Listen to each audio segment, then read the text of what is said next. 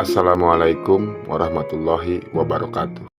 Pernahkah Anda berbohong, kemudian menyesal? Jika pernah, apa yang lantas Anda lakukan? Biar saya tebak, mungkin Anda akan melakukan salah satu alternatif berikut ini. Yang pertama, mengakui bahwa Anda berbohong dan melakukan klarifikasi serta meminta maaf. Atau yang kedua, diam saja, dalam hati sudah sadar kalau bohong itu dosa dan berjanji tidak akan melakukannya lagi.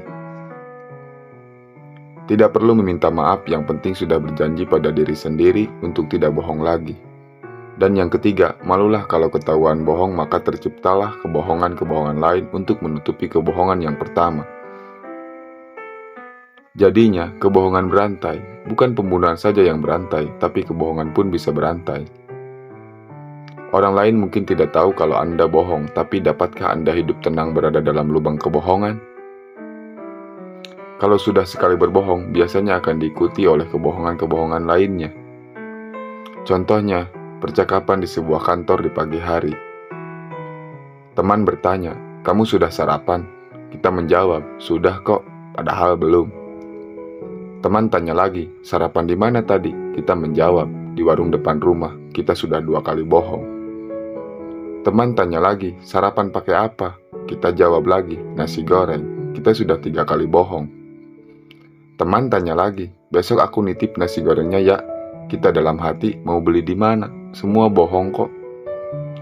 Tapi biar nggak ketahuan bohongnya, kita jawab saja, "Iya deh, kan repot sendiri jadinya." Terus teman bilang, "Tadinya pengen gue traktir sih, tapi karena lu udah makan, makanya gue sarapan sendiri deh." Yah, coba dari awal jujur, kan bisa makan gratis, dan gak susah nyari nasi goreng buat dia besok. Kita pernah mendengar nasihat orang tua yang berkata, sekali Anda berbohong, maka Anda harus mempersiapkan kebohongan berikutnya. Kebohongan adalah candu, apalagi bila kebohongan itu mendapat pujian dan respon yang positif bagi yang dengar. Pertanyaannya adalah, kenapa orang itu bisa berbohong? Kasus yang paling sering adalah ketika orang tersebut dalam keadaan kepepet, orang itu akan berbohong. Tapi sebenarnya banyak alasan lain yang diakui oleh sebagian besar orang sebagai alasan untuk berbohong. Seperti dia tidak mau menyakiti perasaan orang lain, atau ingin mengendalikan situasi, atau hanya ingin mengambil keuntungan untuk dirinya sendiri. Padahal, apapun alasannya, kebenaran adalah fakta yang paling baik untuk didengar. Lagi pula, Anda harus berhati-hati jika sudah pernah bohong, pasti Anda akan kecanduan untuk berbohong lagi. Kenapa? Para ahli mengatakan bahwa kebiasaan berbohong tergantung dengan respon otak seorang manusia. Jika seseorang berbohong, maka bagian otak yang paling aktif dan bekerja ketika itu adalah yang namanya amigdala. Amigdala merupakan area otak yang berperan paling penting untuk mengatur emosi, perilaku, serta motivasi seseorang. Pada saat orang berbohong pertama kali, maka amigdala akan menolak perilaku yang Anda lakukan itu dengan menimbulkan respon emosi. Respon emosi ini dapat berupa rasa takut yang muncul ketika pertama kali berbohong. Ya, ketika Anda berbohong, pasti berbagai fungsi tubuh akan berubah. Seperti detak jantung makin cepat, berkeringat makin banyak, bahkan hingga gemetaran.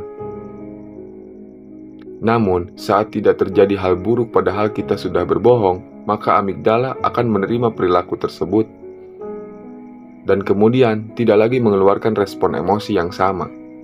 Artinya, otak kita mulai beradaptasi dengan kebohongan tersebut.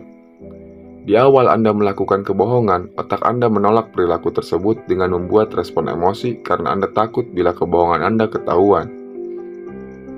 Namun jika Anda melakukannya berkali-kali, apalagi ketika kebohongan pertama berhasil, maka otak justru beradaptasi dengan kebohongan yang Anda lakukan. Otak akan mengira bahwa tidak masalah jika berbohong 1 kali. Sehingga lama-kelamaan tidak ada lagi perubahan fungsi tubuh ketika Anda berbohong lagi. Selain itu, hal tersebut menandakan bahwa respon emosi Anda terhadap kebohongan kian berkurang. Pada akhirnya, berbohong menjadi sebuah kebiasaan dan Anda akan menjadi pembohong yang profesional. Jadi, jangan heran bila ada orang yang terbiasa dengan kebohongan demi kebohongan, bahkan kebohongan tersebut merupakan kejujuran bagi dirinya. Untungnya, kita ini manusia, bukan boneka Pinocchio, yang ketika berbohong, hidung itu bisa panjang. Banyak dari kita menganggap satu kebohongan kecil tidak akan berpengaruh apa-apa. Padahal, satu kebohongan kecil itulah yang membuka jalan bagi dia untuk melakukan kebohongan besar. Bohong dalam ucapan, kesaksian, pemberitaan, dan sebagainya merupakan salah satu tanda-tanda kemunafikan. Kebohongan adalah induk dari berbagai dosa. Kebohongan adalah sumber dari berbagai macam dosa-dosa lainnya. Kalau Anda mendapatkan jabatan, teman, harta, dan semua yang Anda mau dengan kebohongan, percayalah, itu tidak akan bakal lama. Cobalah untuk selalu berbicara apa adanya. Jangan tergoda untuk berbohong meski hanya terkesan sepele, karena lama-kelamaan akan jadi kebiasaan. Jangan berbohong jika kamu ingin menyelesaikan masalah, karena ketika kamu berbohong akan muncul masalah berikutnya, dan setelah itu kepercayaan akan hilang. Jangan pernah percaya dengan orang yang membohongi kamu, dan jangan berbohong kepada orang yang mempercayai dirimu. Berbohong itu hak setiap orang, tapi kalau sudah tidak dipercaya lagi dan mulai dijauhi, ya jangan menyesal.